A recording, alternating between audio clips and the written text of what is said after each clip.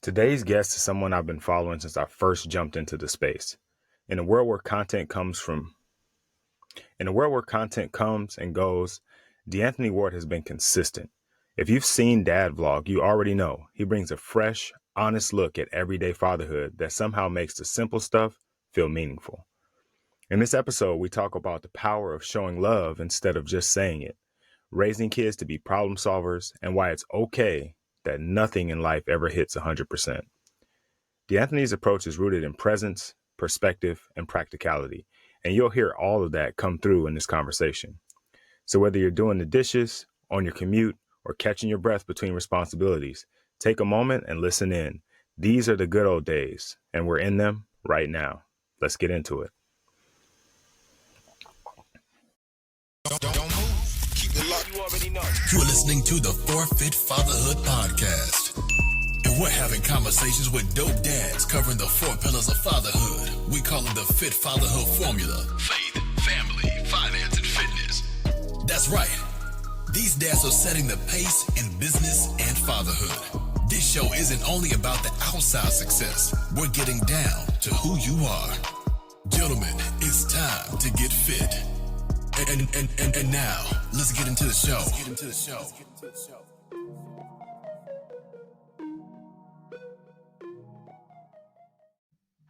All right. Welcome back to another episode of the Fit Fatherhood podcast, a podcast for fathers by fathers, where we talk about the 4 pillars of fatherhood, which are faith, family, finance, and fitness. And I'm excited to have this guy on the podcast today. I've been following him for a while.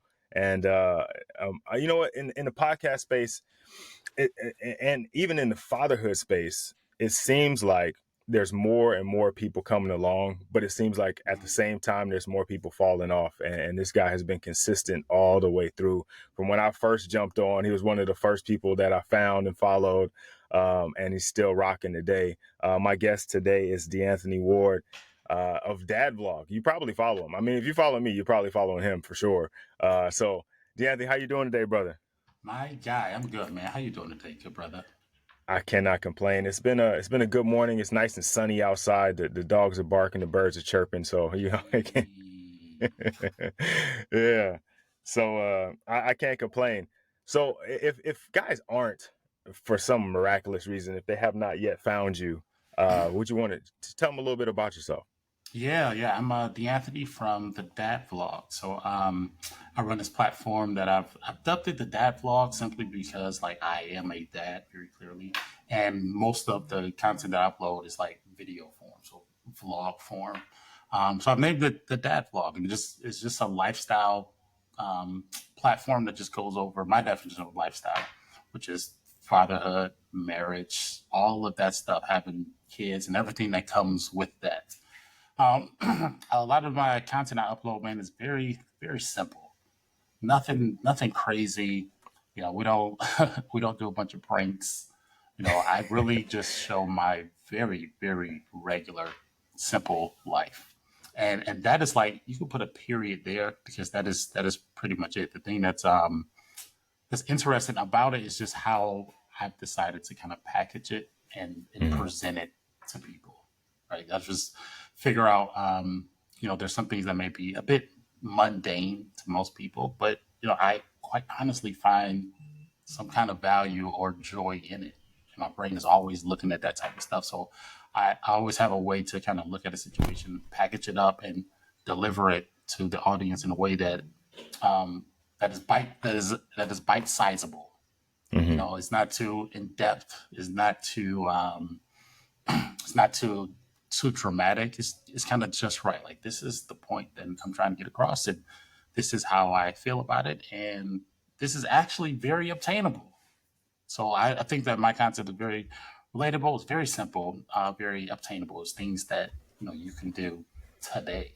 It's not 5 tips to do this or 5 ways to do this, but it is quite literally like you can actually go sit on the couch with your kids. The only difference is now you may look at it a bit differently. It's everything that you've been doing. So that's the type of content I upload, man. Just very simple stuff. Like I label it as the kind of tagline is celebrate the simple, appreciate the everyday. And between those two, I mean, that'll give you the complete context of the content that I upload. Yeah, yeah. You know what? That's one of the things that I really enjoy about it is it's common stuff. It's stuff that's happening in all of our households, kind of all over the place, Yep, right? Like yep. we're all experiencing it.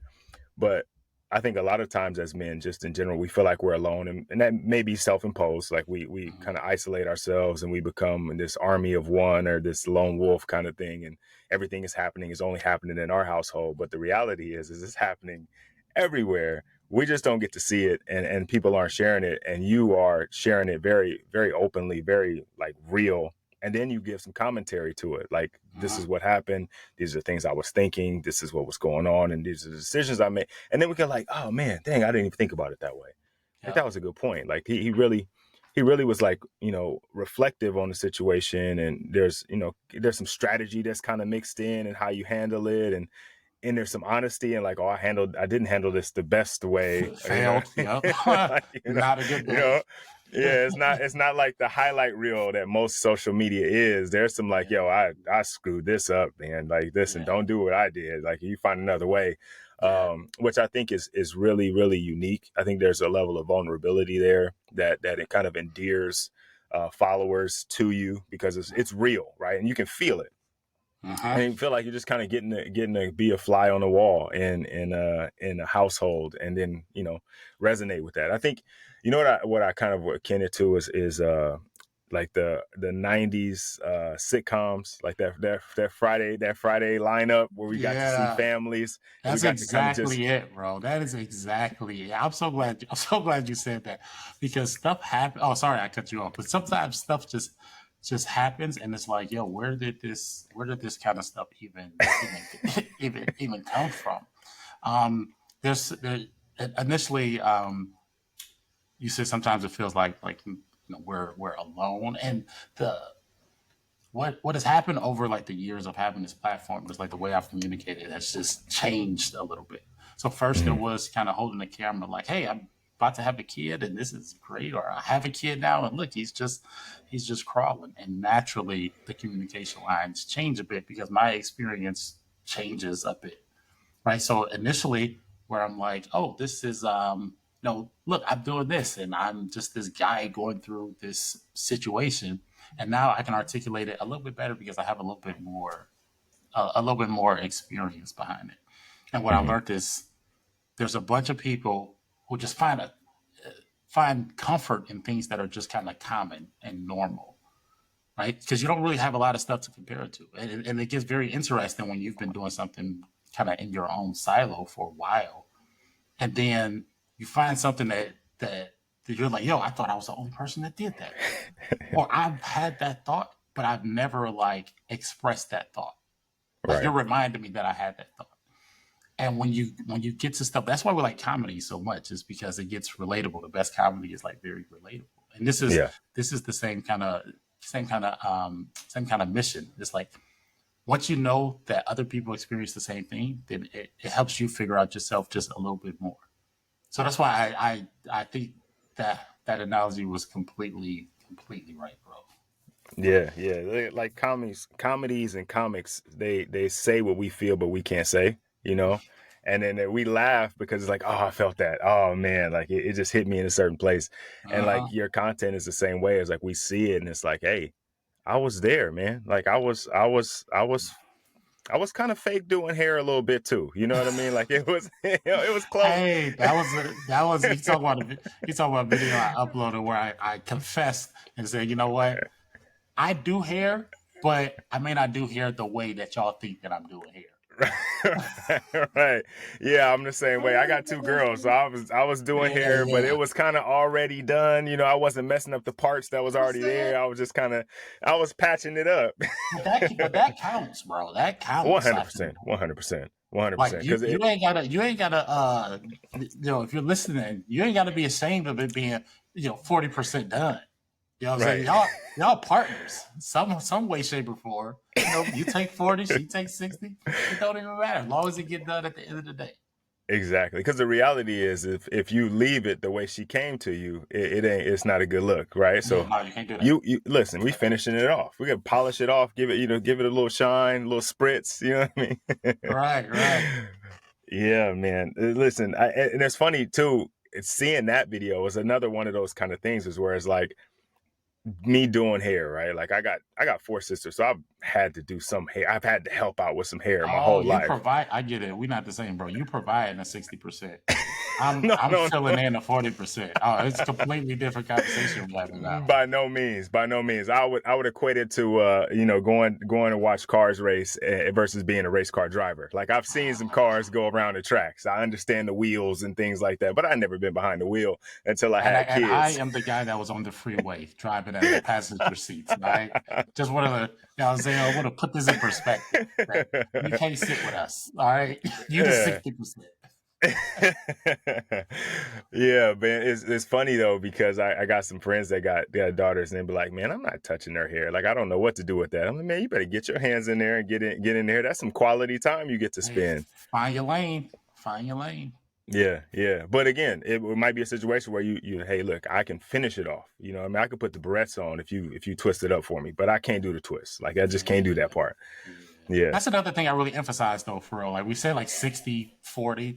Like I don't know if people realize how much you can like lean on your partner, maybe, depending on your relationship.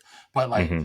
you can provide a certain percentage of something and lean on your partner to provide the other percentage. You can take it as far as you can and then let somebody else kind of take it there. You don't get brownie points for doing it all yourself. I know we have that like badge of honor where we like got it out the mud and we started from here and we got it from nothing to this, and that feels good, but it takes a lot of time, a lot of resources, and it's tougher when you try to do that for the long run. So in a lot of my content, especially when I start talking about like marriage and stuff, like I like to emphasize that this is quite literally, no cliche, like a team kind of thing. Hmm. Like, I need to use my strengths, she needs to use her strengths for sure, and I need to go in and be able to tag in when she can't, as best through my ability, and vice versa. And we both need peace of mind. So when I talk about like marriage or show things that Rachel and I are doing together, like that's the point of doing it. It's like, hey, I can bounce back and forth to a certain extent. I'm not the greatest at certain things, but it's not going to be a situation where you feel like she can't trust me, and I feel like I can't trust her. Right. Around in certain situations. There's some situations where I prefer to be the lead for sure, and there's some situations where I prefer she is the lead for sure. And I think if people look at it like that, it doesn't solve things, but it just helps you put things in perspective a little bit. It just helps you manage situations a little bit better. So that's why I show that type of stuff, and I'm very vulnerable with that type of stuff because I know people don't really show it because the highlight reel is, oh, I'm a dad and I do hair. Look, I can do it all, and I'm not trying to say I can do it all. I'm trying to say Right. I can do what I can for sure. Right. Yeah. I think that's important to point out too, is that there are things that your partner's gonna be better served doing. Not that you can't do it, but I mean there's things that my wife does that that's your thing. Like I can support you. If you can't finish it, like your time gets crazy or things are going, like I could, like I said, I can go back and forth, but that's your thing, right? Uh-huh. And not that I can't do it, not that I won't do it, but there's some things that you're better at, and there's some things that I'm better at, and I think that's okay. Like there's nothing wrong with that. Like you said, we're a team, we're in a partnership. And matter of fact, not only are me and my wife a team, but our daughters are a part of that team too, Come right? on, Like come on. they've got to be able to fit in and hold up every once in a while. Like they're learning through us. So if they only see her do certain things or only see me do certain things, and they learn they can't do, like those aren't things that they do, right? And I That's think right. I don't know Sometimes if that's that the sometimes that sometimes that ponytail gonna be cocked to the side a little bit. All right, I know your mama put it really straight, but your daddy don't put it that straight. right, right. we gotta work with what we got. And I would imagine that's how it became a style in the 90s. We had the little side pony a little bit. Somebody's daddy did their hair that way and they just rolled with it. And the next thing you know, everybody had it. Trendsetter, trendsetter. Yeah, all because of dads. Look at that. We don't get the credit we Hey, deserve, man. hey, I like it, bro. I like it. So I want to ask. I saw you on another podcast, and you said something. It was more regards to your content, but I kind of want to kind of tie it to fatherhood because I think it can be tied in.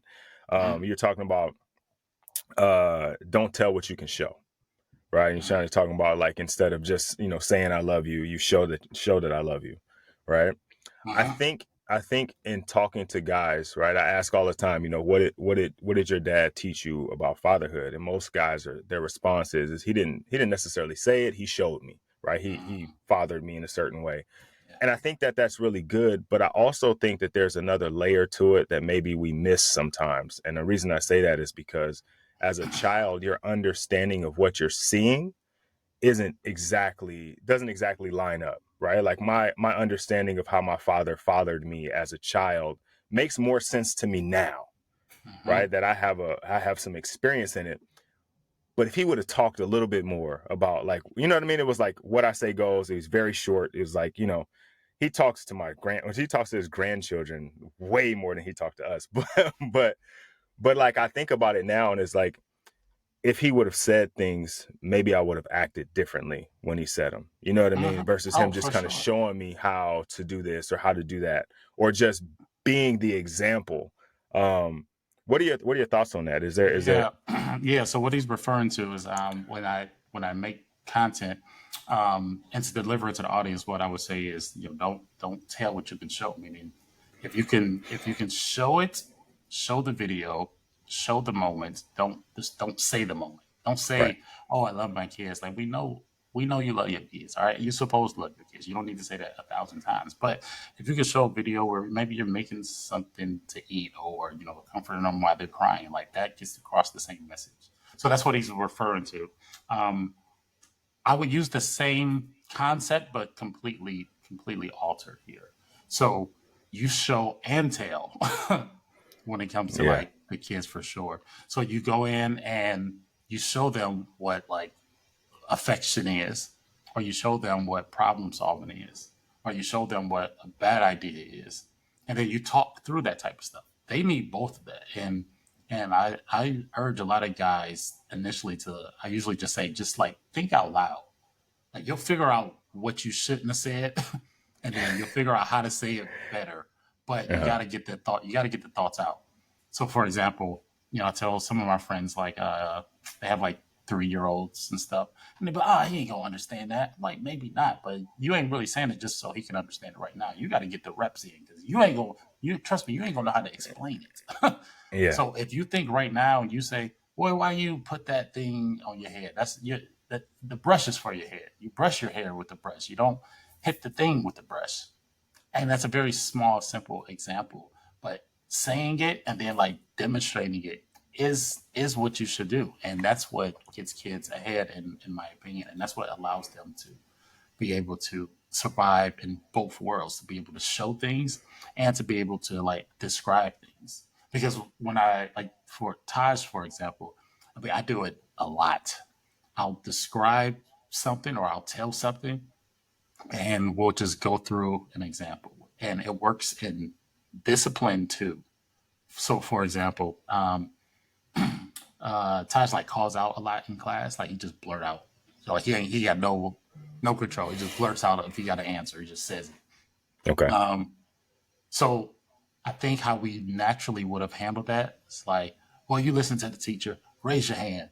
Don't be doing this. And it's like a more reprimanding type of thing. Hmm. But if you change it to like a show and tell type of vibe, you say, all right, if you got a question, you can absolutely say a question. The only thing you got to do is just raise your hand just like this. So as soon as you see that thought, boom, like that, that's what you do. And that's the instruction. And that's the show and the tell portion of it.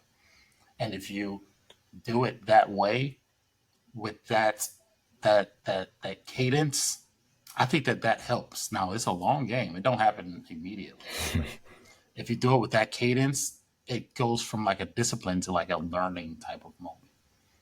So it's two type of people: the people that will be like, "Hey, you need to raise your hands. Stop doing that. Stop doing that." And that's just telling them what they shouldn't do and kind of what they should do. And you think that you're showing and telling, but if you're like, I know how you should do that. Anytime you got a thought, put it up, raise your hand. If the teacher don't call on you, it's okay. I think it's going to be another time. You can probably do it that one. And then now it's like a game of some sorts. And if you take that concept and you apply it to all different types of things, now you've just built up this library of information, this library of examples that from 0 to 5 or 0 to 6 years old, like they're going to absorb. And then it's just going to continue to evolve from there. And then when you talk about like our sons, like we really want them to be teachers as well, right? We want them to Mm-hmm. be able to like lead a family one day. So they need to know these skills. They need to know that like, hey, you do this, and now it becomes a habit. So you may not even notice that the things that you're saying, you're getting him together now, but you're instilling something in him that he's probably not even. I know he's not thinking of because he's going to think it's regular. You know, he's Mm-hmm. going to go to get in his family. He'll be like, hey, this is, you do this and you do that. And he's not even going to know how effective that is. And that means if he doesn't know how effective that is, he just does it naturally. That means we won. You know, we did exactly what we're supposed to do. So I love that show and tell concept because here you have to strategically do it. And like I said, voice cadence is almost everything, especially when it comes to discipline. That's a whole other subject. Yeah, that's a whole podcast into itself. Now let me ask you, and have you always thought this way? Like just Mm, right away, you were kind of thinking, okay, I'm going to make sure I teach a little bit more than I tell, or yeah, is it something that's kind of evolved? I think a little bit of both because I remember I asked my mom. I'm big on information. I'm very big on like data points and comparing things and situations and having enough information to make a decision. And as an adult, I asked my mom. I was like, "Hey, why didn't you tell me like if you had like bills due or something like that?" Because the reason why that came up is because I was thinking about some of these athletes, and these athletes were like, "Yeah, when I was 6 years old or 7 years old, I told my mom, I was going to get her out the hood, or I was going to buy Hmm. her a house, or I was going to do this." And I'm like, "Yo, how you even know that stuff was going on?" Like, my Right, mom didn't tell me none of that type of stuff, and that's right. why I look at some of these athletes like they are elite thinkers because they've been put in a situation where they've been exposed to things and they figured out how to solve those problems or they figured out the mindset to solve those problems. And those things weren't shared with me, and rightfully so, I guess some people could say, because maybe you don't want to put that type of stuff on your kids. Hmm. But I was thinking like, yo, if you would have said that, that would have started my thinking early, and maybe I would have been a problem solver a lot earlier. Hmm. So as I got to be an adult, I was wondering, yo, why wasn't that information shared with me? And it's not like, okay, I want to share that information, with my kids, whatever it is I think is relevant. Um, just the only caveat is I don't want to share. You don't want to share everything. You want to share the Hmm. things that are relevant, and then there's some things that like it's a bit of a learning curve. Right. Meaning, I know exactly what I want to do, but I've been living this way for X amount of years, and that ain't gonna come out like that. So I absolutely started out like, boy, you better stop. Boy, you better raise your hand. Raise your hand if you do that because that's how that's how they talk to me, Right. and that's what I got. Even though I knew the answer, like it in practice, completely different. Um, so being very like self-reflective and being like, oh, actually, that's probably not the best way I could have did that, but I did it very naturally, and I did it like without any conscious, and it was almost like just a natural blah, just spit out, Yeah. and just being very aware of the moment that I'm in is very helpful and will help me to like kind of evolve. So that's why I say it's kind of both.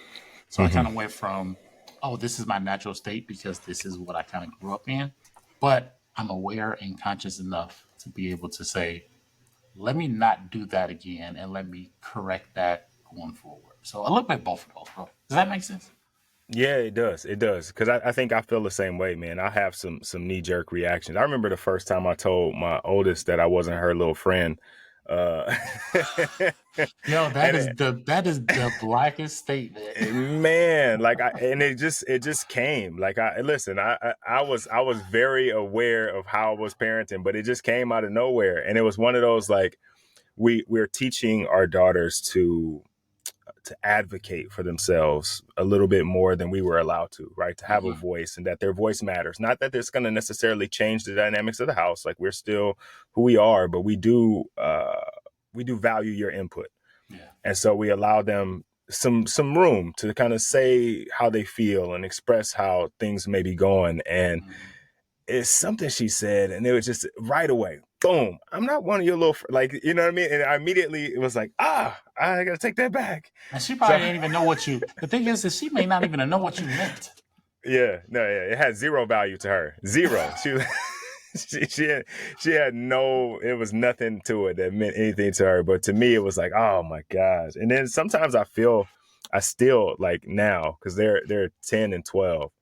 So I've been practicing this for a while, but I still feel myself like I feel like I have like an almost out of body experience. Like I can feel myself looking like my dad when I say something, or I hear myself sounding like my mom, and I'm like, damn, I'm working hard at this. And I still, every once in a while, man, they'll get me, and I'll be like, oh, you little, got me out of my character. That's why being very self-aware is very, very important.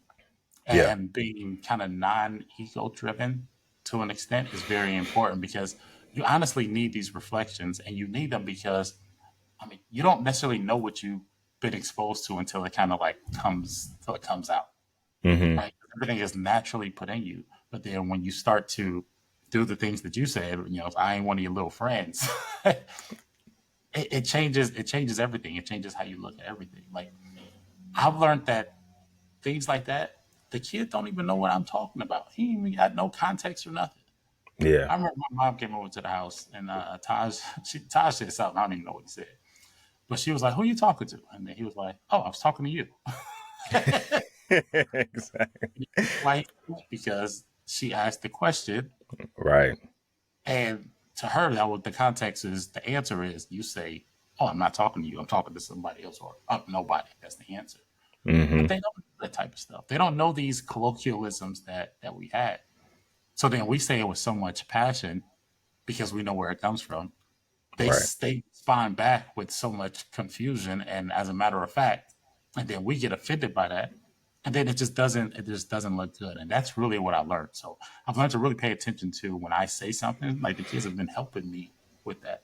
Like, when I say something and they don't respond the way that I'm used to the response being, it's like a mental note, like, that needs to get delivered differently. Yeah. Like for example, like what you just mentioned, I'm not one of your little friends. It's like, oh, what's the show and tell for that? Show and tell is like, hey, you're talking very, very casually. Like, that's not really how you talk to me. When you talk to me, you say this, and that. If you're talking to your friends, you can absolutely say that. But when you're talking to me, it's like that. And that takes a little bit more time, takes a lot more reflection, and it's going to happen multiple times. And that's where the whole parenting thing really gets going, because it's not like doing it once or twice. It's the consistency that really gets you. All right. Before we jump back into the conversation, I want to share something special with you from our brother, Pastor Aaron of the Daily Drip podcast. Every week, he'll be sharing a short message to help us strengthen our faith, challenge our perspective, and walk this fatherhood journey with more purpose and spiritual awareness. So take a minute, lean in, and let this one sit in your spirit. Here's Pastor Aaron. And isn't that the faith journey? We see it so clearly in John chapter 6. See, faith is being willing to do something you're not able to do. And that's why we have to depend on Jesus. So what Philip does, because he's great and he has a good attention to detail, he says 200 denarii worth of bread wouldn't be enough for people. So he's calculating instead of trusting in God. And God does this. He says, have the people sit down. Have the people sit down. And what God will do in our life is he tests us by saying, hey, I know you may feel like you don't have enough to serve who's in front of you, but still have them sit down so you can depend on me as you serve them. I feel that way every single time I preach. Every single time I do something for God, the inadequacy comes up. And what heals that inadequacy is the word of God, because faith comes by hearing the word of God. So what Jesus is trying to identify in the book of John is that there are so many people that want Jesus' blessings, but they don't want him. So what Jesus is trying to show people in this blessing is that, hey, the blessing only points to me. Now that triggers religious people, because religious people want to depend on their good works to be good enough to get to God. Man, that was good. That was a reminder that progression in faith comes from following Jesus with our questions, not hiding them. That's deep. I appreciate you, Pastor Aaron. All right, let's get back into the conversation with Chad. We're just getting started. Yeah, for sure. And you know what's funny is we talked about like them not getting the context, and that's kind of the point. Is like I'm parenting from a place where I don't want them to get that context. You know what I mean? Like I don't want them to feel like children are to be seen and not heard and that kind of stuff. You know what I mean? Them kind of things that like it was always weird to me even as a kid, but I stayed in line because I didn't want to get checked. Yeah.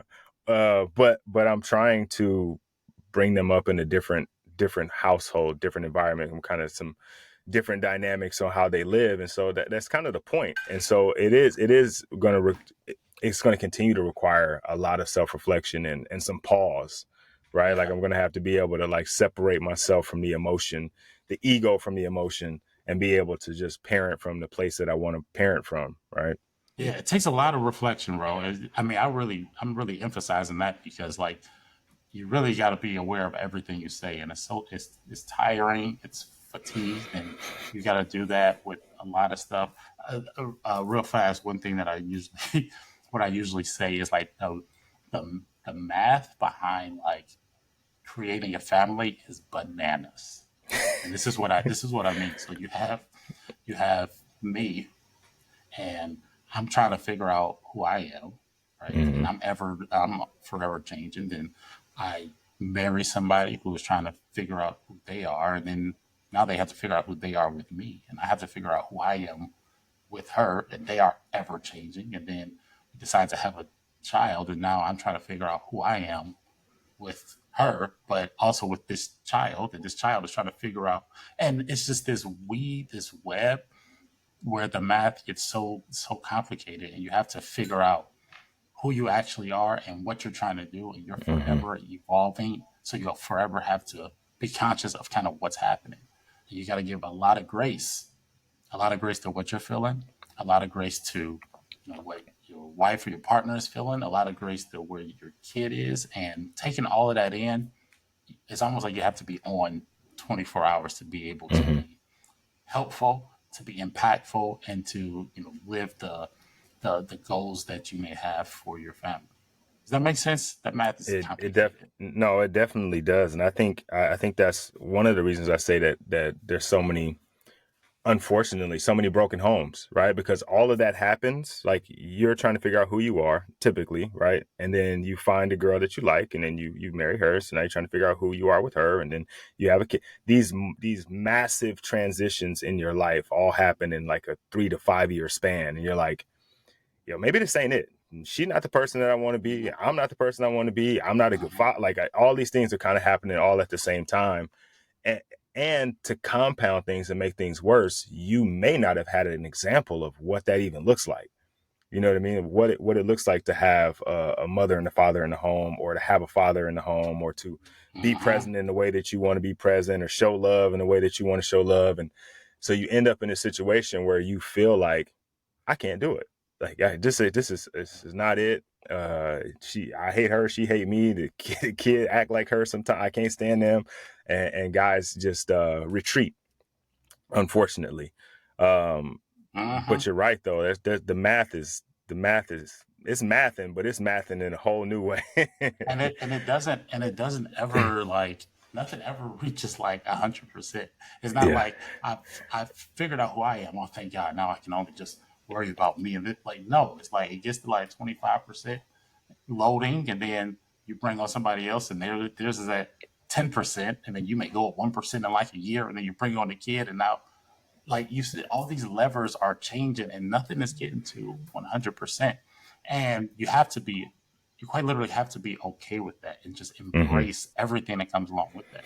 And the things that come along with that is number one, you get to be a little bit more self-aware of what happens and what you can prioritize, and who's being fed what they need at that particular moment, and living in that and identifying like those moments that you're in. That's the benefit of that type of stuff, and that's a good takeaway for people to have. It's like ain't nothing really gonna get to 100%. I mean, things are gonna that level gonna go up. It's gonna go down, But the thing that's going to be like consistent is like you're everlastingly like identifying these things, and identifying them is a big part. Yeah, yeah. It's what they call the infinite game, right? There's no Yeah. end to it. There's no halftime. But you're just continuing to play this thing out. Sometimes you're getting beat back on defense. Sometimes you score. Like it's all still happening all at the same time. And there is some beauty in this struggle, right? There's tons of ups and the downs. There's tons of benefits, as you said, in all of the things that are going on. And so you got to stay in the fight, right? Take a couple punches, but you stay in the fight, and Oh, it's well worth it. the process is the only thing. There is nothing else. Yeah, There's quite literally nothing else. Like what your end goal is the process when you yeah, think about it, right? Your end goal is to like be there and to, give what you can give and provide what you can provide and teach what you can teach. Like that is your end goal and that is the process. So if you know that your end goal is the process, I think that that'll give you a lot more comfort. It'll let you know that the things that you're going through is common. And it'll let you have a little bit more fun when you're not trying to strive towards something that you think is like unachievable or unmeasurable. yeah, Like, because when are you done? You are not done. you are not. So living like how you're living and providing what you're providing, like understanding those moments, and that's the point of like the platform that I have, which is why I don't focus on FOMO stuff. I mean, we don't have 10,000 vacations. We'll do a couple. We'll do a couple a year. hmm But not leading the audience towards you should be living this life or you should have right, like this very large 10-story house or something. Like whatever you got is cool, like for now. And if something happens where you level up, that's great too. And it's all about just being very simple and just understanding and identifying those moments that you're in, because those moments are 1000% golden. And there's one day where you'll look back and you'll be like, oh, you know what, sitting on the couch and just chilling was fun. Like we was just I mean, I remember thinking that in college now. Like, yo, we used to not do nothing in college. We just sit in the dorm room and do right, nothing. And I thought that I remember thinking back, like, yo, I need to be doing something in my life. And then when I think now, I'm like, yo, that was fun. yeah, And the trick to life is being able to look and see those moments and be able to live in those moments while it's happening. Ultimate cheat code, bro. yeah. Ultimate No, cheat code.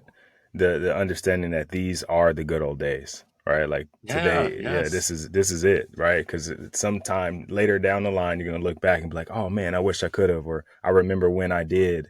And the reality is you're there right now, so just do it Mm-hmm. 100%, right? Yep. You That's know it, what's funny? bro. I'm glad you mentioned vacation, because I saw that you went to Moon Palace, and we went to Moon Palace a couple years ago, and you're talking about the Oh, raccoons. on the Cancun? Or is that where Yeah, you went? yeah, Did you see the yeah. raccoons, bro? Yes, bro. Yes. Hey, Yes.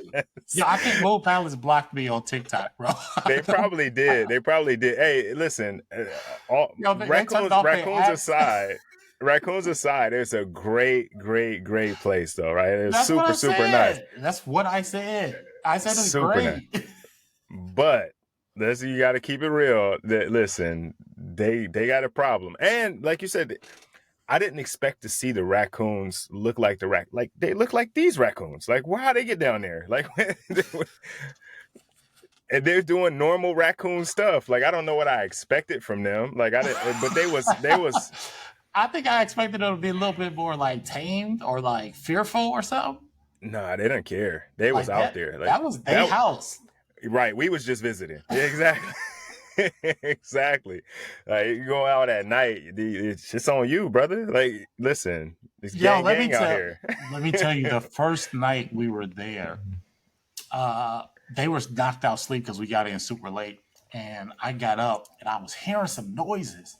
And I looked out the peephole and I actually like saw a raccoon. I saw like two of them, like they looked like they was tussling a bit.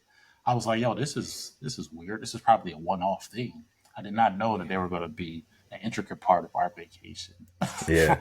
for the next 4 or 5 days. Like that was wild. Yeah. It's crazy. It was crazy. And you expect to see wildlife because you right out, and the jungle's not far, right? You can throw a stone and hit the jungle from there. I want to see like iguanas like run Yeah, across the road, like things that I can like snare off, yeah, like a yeah, little lizard. Don't they get like this yeah, big, like a little lizard or yeah. something? What if, Or what am I do? something more tropical. Right, what am I do with a raccoon, bro? Like I need a real strategy. I need weapons. Yeah, yeah. He got on the mask. He got little claws. Like raccoons. They about that action. Like they don't mess around. Yeah, man. I was like, does nobody else see these raccoons around here? But they only came out at night though. Like they didn't come Right, out no other time. right. Yeah, And I yeah, was like, yo, this is wild. yeah. So their argument is you should be inside right now. Like if you're not watching Mexican Michael Jackson you should be inside right now. We got daytime activities. We got indoor nighttime activities. If you're outside, that's on you. Yeah, yeah. And then you know what? It did kind of paralyze me to going outside like at nighttime. Because it's like, all right, me against a raccoon, whatever, I can probably, hold it down. But me, that family math again, me, then Rachel, then Jill, like it's not working out in my favor at this point. Right. Well, that was the sucky part about it because I want to, experience some stuff at night. But is it worth running into these raccoons? Maybe not. They look unpredictable. So Yeah, they've definitely blocked me.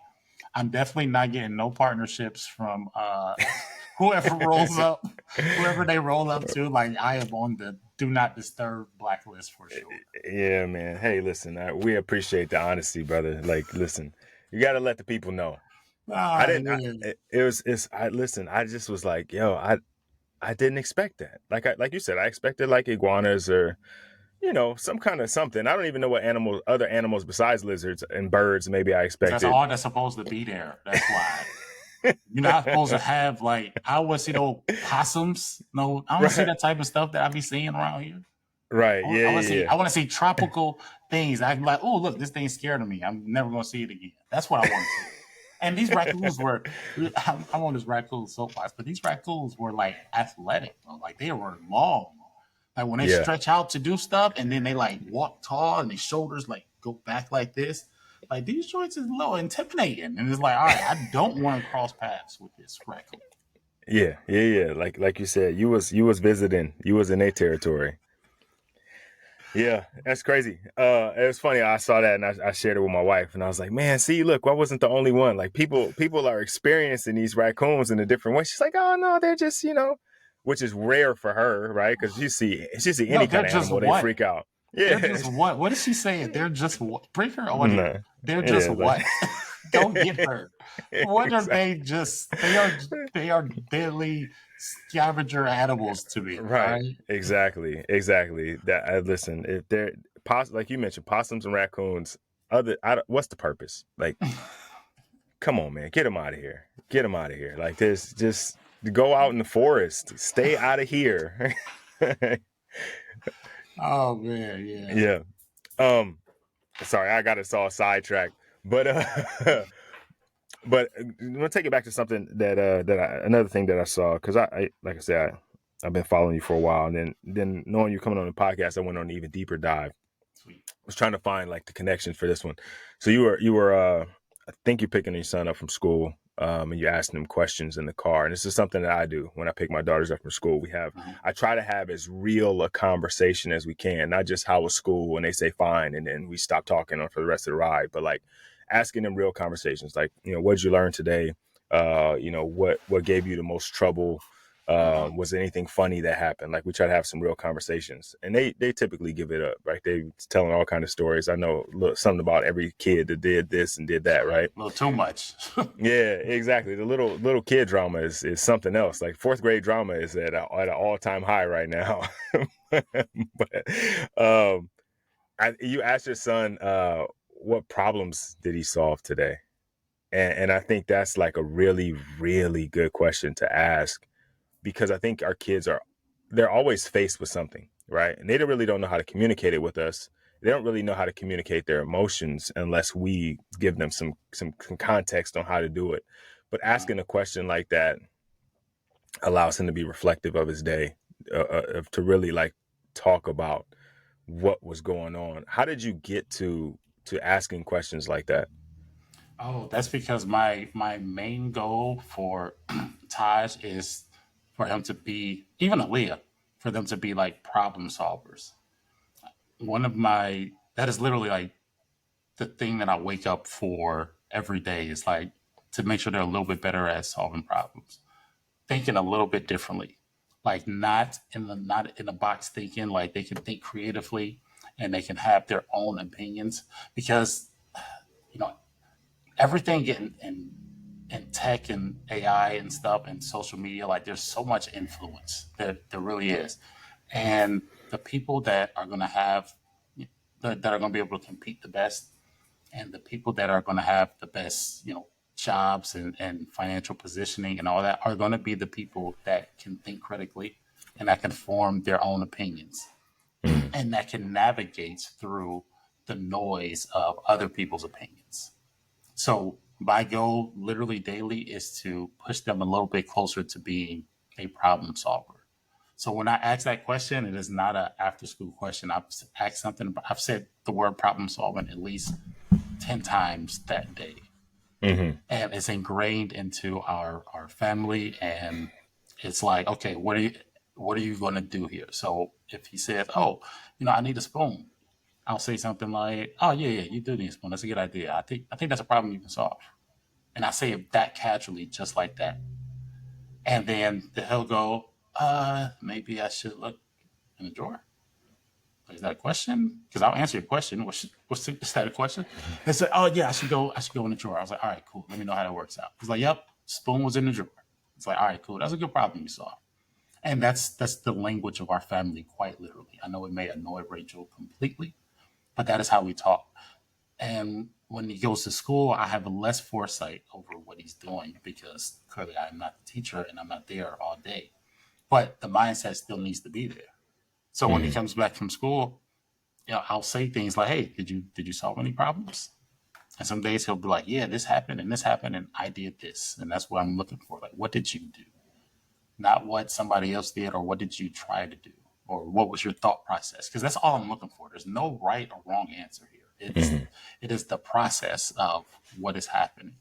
And if I can get him to do that, especially in like a school setting where everything is very rigorous and it's very strict and it's very straight and narrow, and if you can find problems or if you can identify problems, solving problems is even better. But if you can identify the problems, I think that's the objective that I'm looking for. And then as we get older and you get a little bit more control, you can solve problems a little bit better because school is great. It just has a structure that may not be all the way conducive to being a problem solver, Mhm. right? And I'm all for school. I just know that school just doesn't give you everything that you need.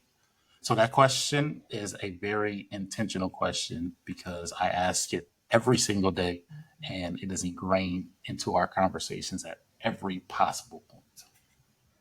Yeah, that's a great question too. Like, I think understanding that problem solving, like everything that we have, like the clothes we wear, the houses we live in, the tech that we're using right now is all because someone had a problem and somebody solved it.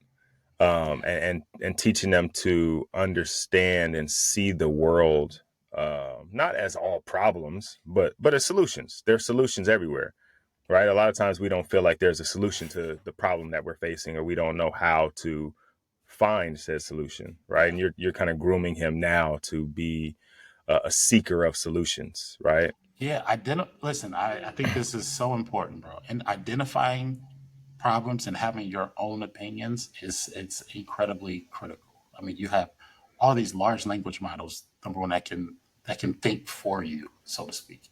They can give you a very confident answer. And it can persuade what you think, right? But that Mm-hmm. thing is not perfect, right? You can have your own opinions. You have people who are very confident when they talk and can be what they say loud and wrong, Yeah. and you and you can and I need him to be able to sort through that noise.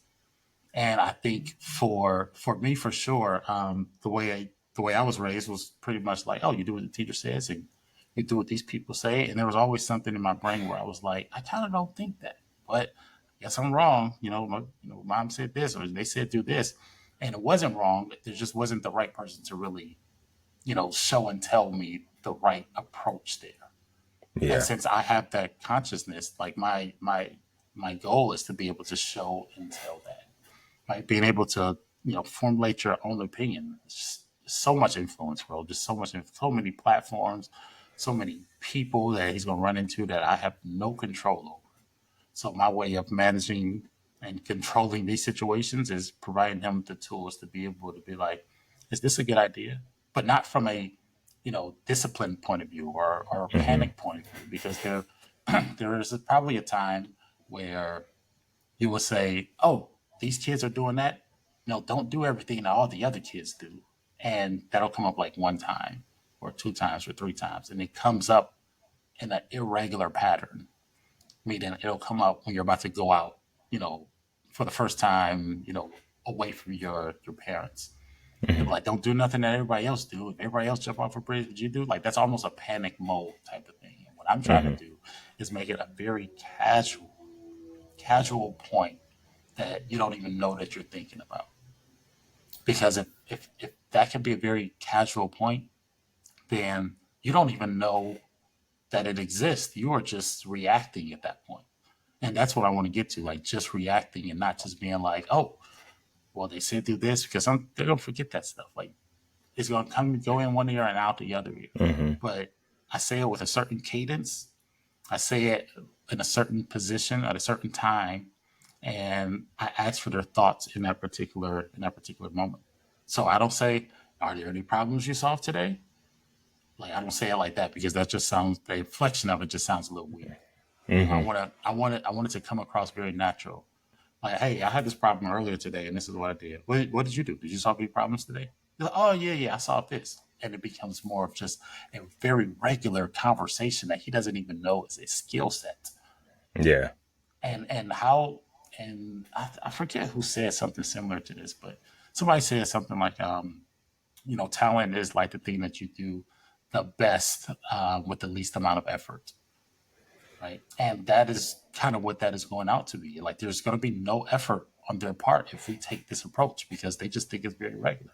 It's the Hmm. same as if somebody were to use a curse word and they say, "Oh heck," or the equivalent. Um, and then somebody grows up just kind of saying that, and they don't know that it's like a not a proper word to use because somebody said Hmm. it very casually to them. If that concept can work with negative things, why in the world can it work with very positive things like this? If negativity can fight through the bounds of naturalism, why can't my positive words do the same thing? Why can't my approach be the same way? And that's where a lot of that comes from. Like, different talks that you hear at the barbershop or, around people, like they naturally say it. And then just naturally comes into your vocabulary. What if I did the exact same thing? Yeah. Now it's a little tougher. It's a little tougher sometimes because what we were talking about earlier, I didn't necessarily grow up in all of that. So now I have to be like very intentional, very mindful of the things that I'm saying and making sure like I'm saying things that are in the context of a regular day. And Hmm. it gets exhausting sometimes because I got to learn that and I got to do it and I got to be consistent with it if I really want it to happen. And that's why Yeah. it's an everyday thing. Listen, man, I think not only are you doing an amazing job providing content that resonates with all of us, right? Because it's real and it's authentic. But I think the mindset and the approach that you're taking to raising your children is exemplary, right? Like you're doing some things with a lot of thought and reflection and long-term view that a lot of us get caught up in the midst of it, right? We get caught up in the storm and we miss it. And so it's refreshing and encouraging to see you display it, right? To show it, to talk about it, to have the conversation, because it either reinforces in us what we're already doing or wanting to do, or maybe even convicts us and Mhm. puts us in a situation where we have to be more self-reflective and look at, okay, like, did we really handle that the way that we wanted to, or were we just reacting to a situation instead of responding to it in a way that was maybe more conducive of how we want to raise our children. um, so I appreciate it. Like I say, it's refreshing to see it to see it out there and to see you just do it so, like you said, casually. Like it just kind of flows. Like it doesn't seem forced. It doesn't seem like it's like you said, it's not the 5 ways to do this, because that's everywhere, right? There's like It is, 5 things bro. you shouldn't say to your kids if you want. Like, yeah, that's cool, and some of those things are really useful.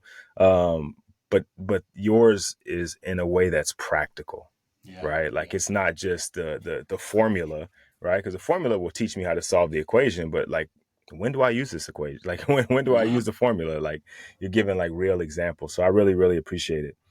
Yeah, Um, as we're kind of coming to the tail end of the podcast, and we've talked about a lot of things and all of them kind of through the lens of fatherhood. So it would, I would be remiss if I didn't ask you, okay, what does okay. fatherhood mean to you? Oh, it's a few different things. Number one, um, it's like ownership. Just taking complete just ownership of the process.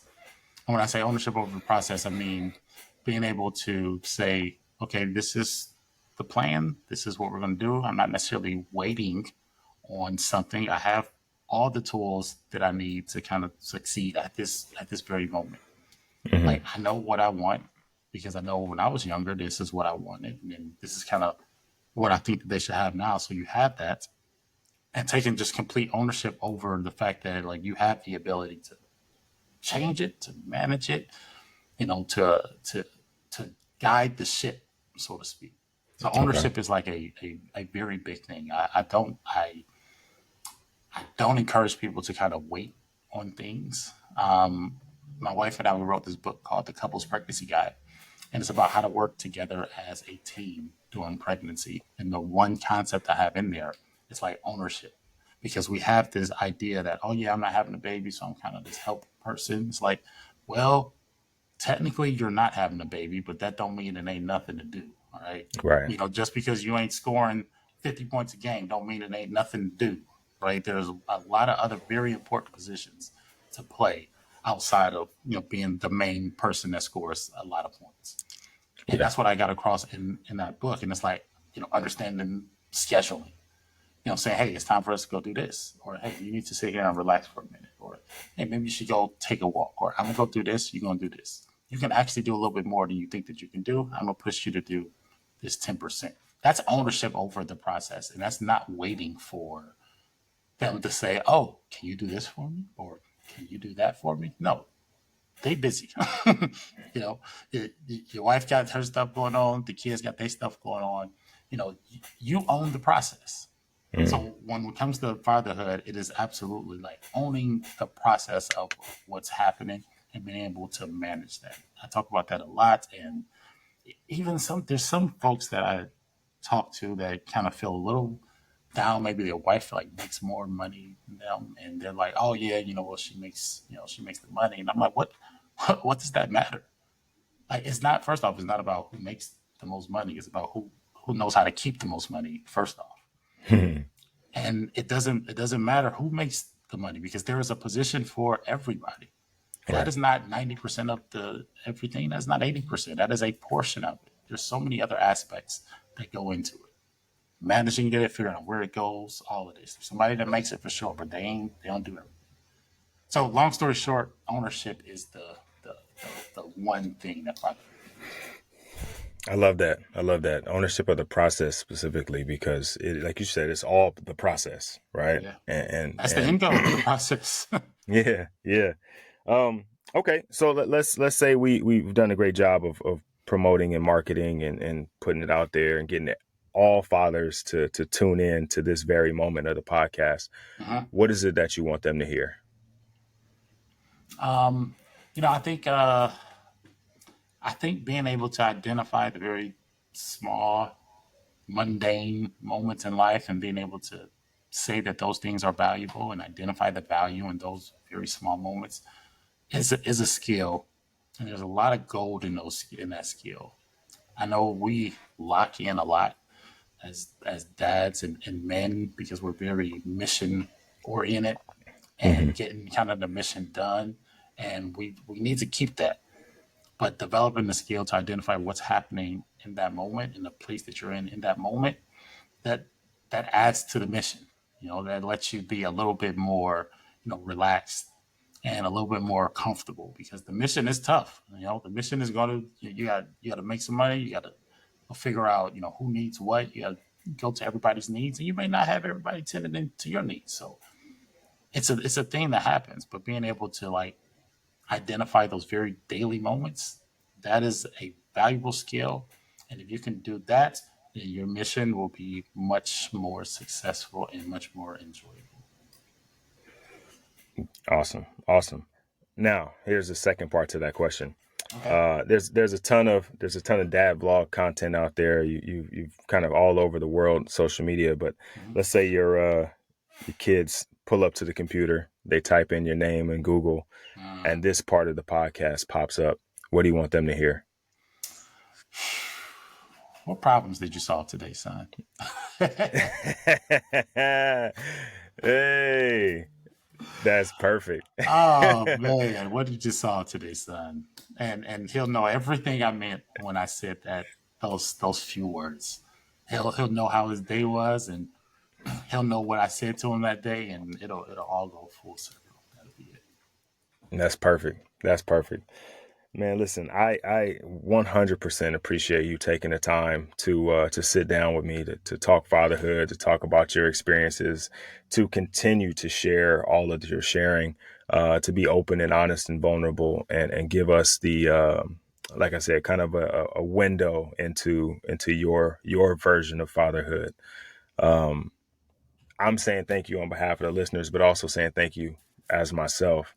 Huh. Thank you, brother. I appreciate it.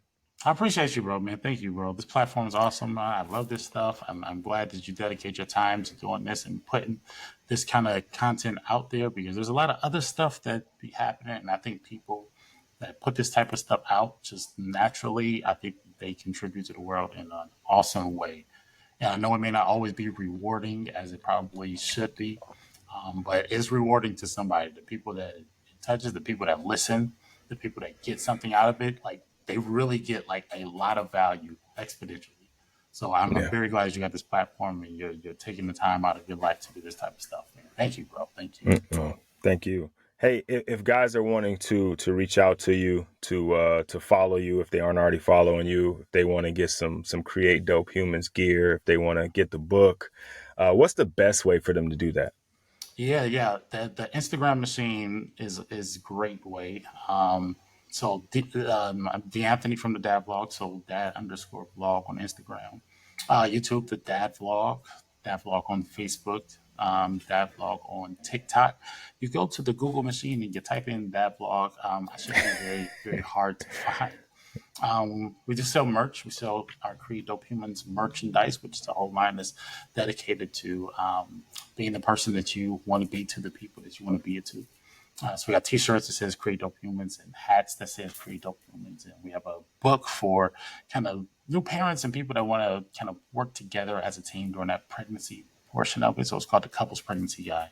So I'm not hard to find, not hard to find. I love interactions with like guys like yourself and whoever else kind of wants to just have a conversation. I'm all for that kind of stuff. So I'm with it. Send a DM.